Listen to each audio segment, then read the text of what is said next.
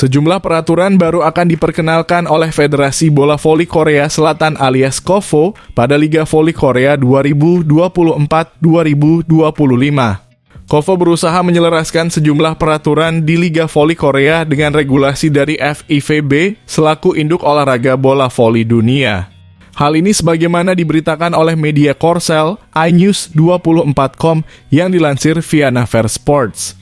KOFO mengumumkan inisiatif baru yang ditujukan untuk menciptakan sebuah global KOFO jelang KOFO Cup pada September dan V-League yang dimulai pada Oktober. Sejalan dengan ini, pada tanggal 28 Agustus KOFO mengumumkan salah satu dari kebijakan untuk meningkatkan penyelenggaraan V-League. Fokusnya adalah untuk memperkuat level kompetisi secara internasional dan membawa V-League agar sejalan dengan tren internasional dan regulasi FIVB untuk kompetisi internasional. Sejumlah aturan di Liga Voli Korea memang berbeda dengan FIVB. Salah satu contohnya adalah pemeringkatan tim di klasemen yang ditentukan oleh jumlah poin duluan dan alih-alih jumlah kemenangan. Hal ini berbeda dengan peraturan FIVB untuk kompetisi bola voli yang mana telah diterapkan di Indonesia, salah satunya di Proliga. Perbedaan kedua ini yang akan coba diubah di Liga Voli Korea 2024-2025. Selain itu, musim depan tim juga boleh meminta challenge ketika rally masih berlangsung jika menemukan pelanggaran oleh lawan. Sebelumnya, challenge baru bisa diminta setelah rally selesai. Di Proliga, tim sudah bisa meminta wasit untuk menghentikan rally jika menemukan pelanggaran sejak teknologi video challenge diperkenalkan di babak final 4 dari musim 2023. KOFO berencana mengembangkan video challenge dengan bantuan teknologi kecerdasan buatan alias Artificial Intelligence AI untuk mendapatkan hasil yang lebih akurat. Ketika pengembangan sistem perwasitan berbasis AI sudah komplit, kami berharap dapat melihat keputusan yang lebih akurat dan dapat diandalkan, tulis KOFO. Adapun satu peraturan internasional yang belum diterapkan di Proliga tetapi akan diadopsi oleh Liga Voli Korea adalah kartu hijau. Kartu hijau diberikan kepada pemain yang mengakui pelanggaran yang dilakukannya sebelum wasit memberi sinyal video challenge. Kartu hijau telah dibawa FIVB ke kompetisi internasional saat Volleyball Nations League 2023. Aturan ini pertama kali diterapkan di Liga Italia. Tim yang memiliki akumulasi kartu hijau tertinggi akan mendapatkan penghargaan bertajuk Fair Play Moment. Liga Voli Korea juga sudah punya penghargaan Fair Play. Musim lalu pemenang penghargaan di sektor putri adalah Daejeon Jungkwanjang Red Sparks, tim yang diperkuat Megawati Hangestri Pertiwi. Aturan-aturan baru ini akan diuji coba pada KOFO Cup 2024 dan akan ditinjau kembali sebelum diterapkan di Liga Voli Korea 2024-2025.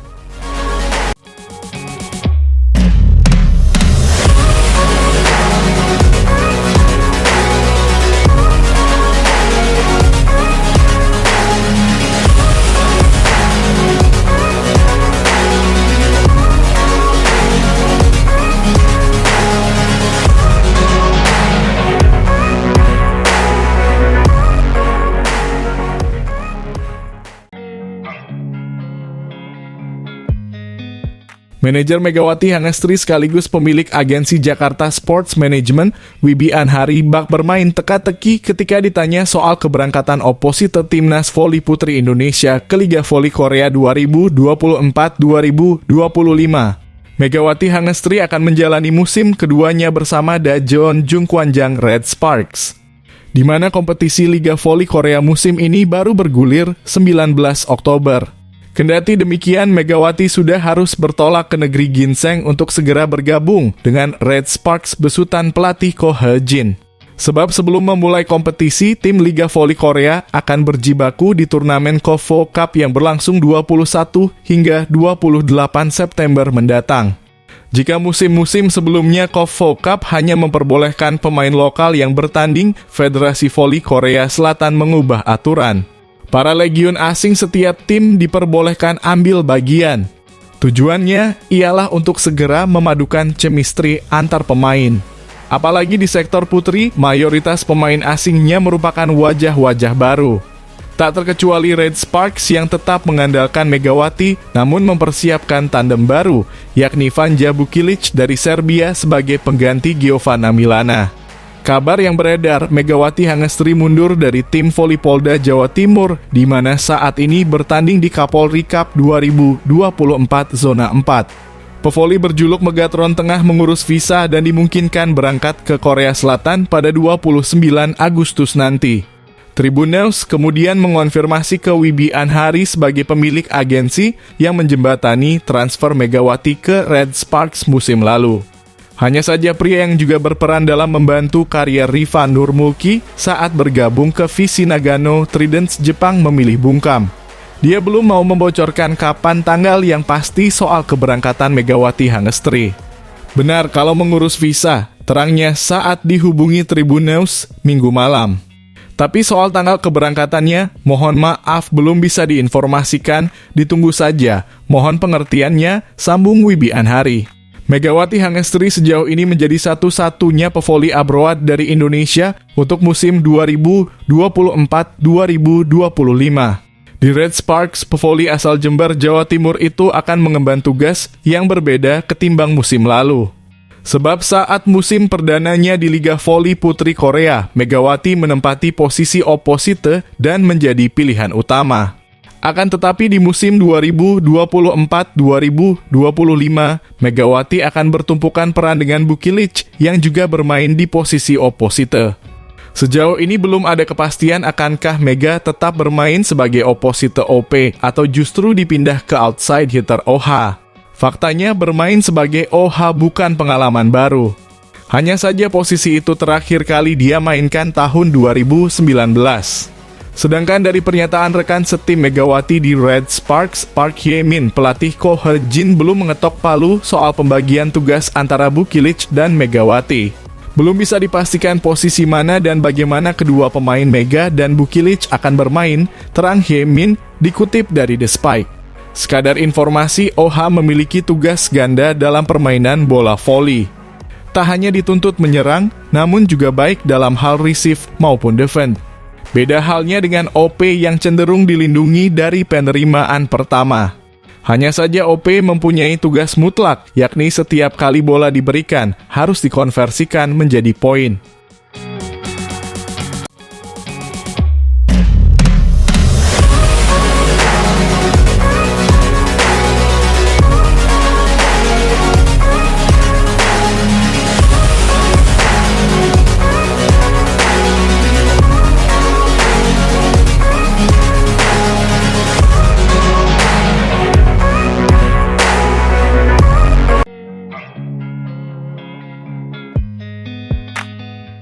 Formasi pada lini serang akan kembali berubah pada kubu Dajeon Jungkwanjang Red Sparks di Liga Voli Korea musim 2024-2025. Red Sparks telah mendatangkan dua pemain baru untuk memperkuat serangan yang ditinggalkan Giovanna Milana dan Lee So-yang. Sebagai gantinya, pelatih Ko He-jin mempercayakan posisi tersebut dengan merekrut satu pemain asing dan satu pemain senior. Dua pemain itu adalah Vanja Bukilic dari Serbia dan Pyo Seung-ju yang musim lalu membela Hwasong IBK Altos. Praktis lini serang Red Sparks juga akan diisi Megawati Hangestri Pertiwi bersama dua pemain anyar tersebut. Meskipun belum diketahui bagaimana ketiga speaker Red Sparks itu bermain nantinya. Namun kehadiran tiga speaker tersebut berpotensi menutup peluang outside hitter lainnya untuk menjadi pilihan utama. Salah satunya adalah Park Hye-min yang tampaknya harus rela kembali bermain sebagai pelapis.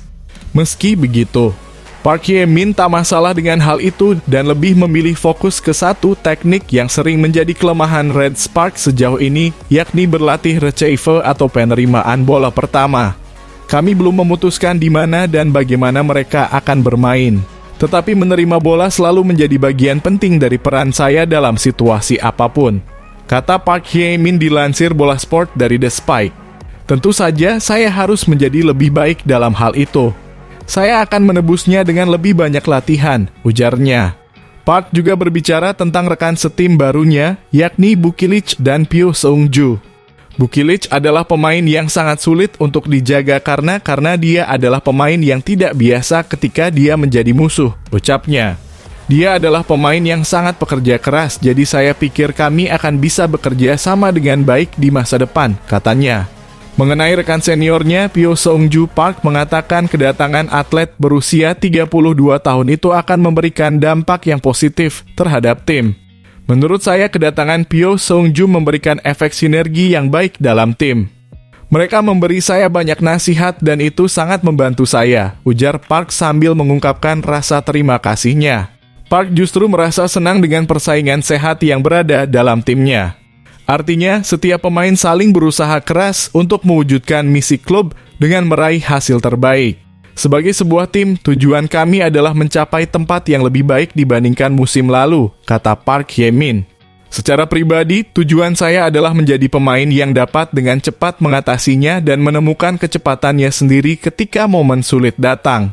Untuk ini, saya harap saya bisa menunjukkan apa yang saya latih selama off-season, ucap Park Hye-min.